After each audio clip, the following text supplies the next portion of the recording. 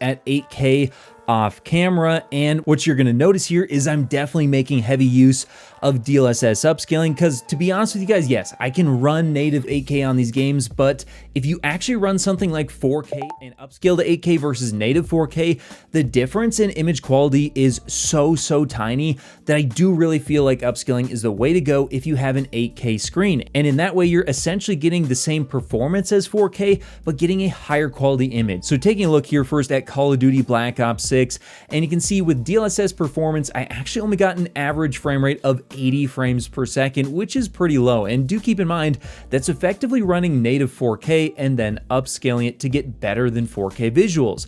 But then if I actually move it down to DLSS Ultra Performance, which you definitely can make use of at 8K, well, that's actually effectively 1440p, and here we're getting 113 frames per second on average when using the Extreme preset. Now, of course, you could reduce settings, but it does go to show that some games are still going to be really hard to run even when upscaling from a much lower resolution. Now, Fortnite was definitely different. Using competitive settings and DLSS performance, I got an average frame rate of 178 frames per second.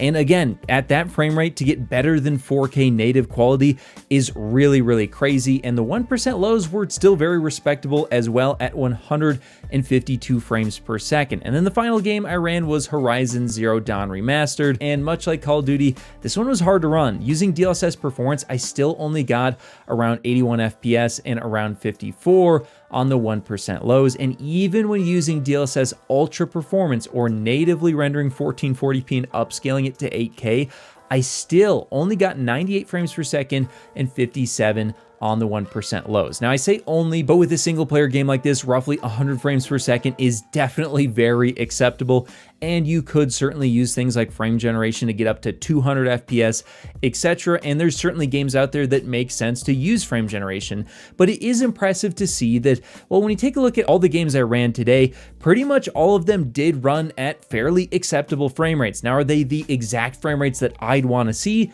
Not necessarily, and I do feel like that for the most part, either a 4K or a 5K display would be a better choice even when using upscaling, as 8K is still just a little bit too hard to run if you're trying to get into the hundreds of frames per second, even when making heavy use of upscaling as well as other features. But I gotta give it to NVIDIA with the RTX 5090. This thing, considering its absolutely insane 1.8 terabytes roughly of memory bandwidth and 32 gigabytes of VRAM, I mean, we're breaking 100 frames per second in some games. This is, I would say, the first GPU that, yes, while you do have to use upscaling, is technically a GPU that you could run 8K games on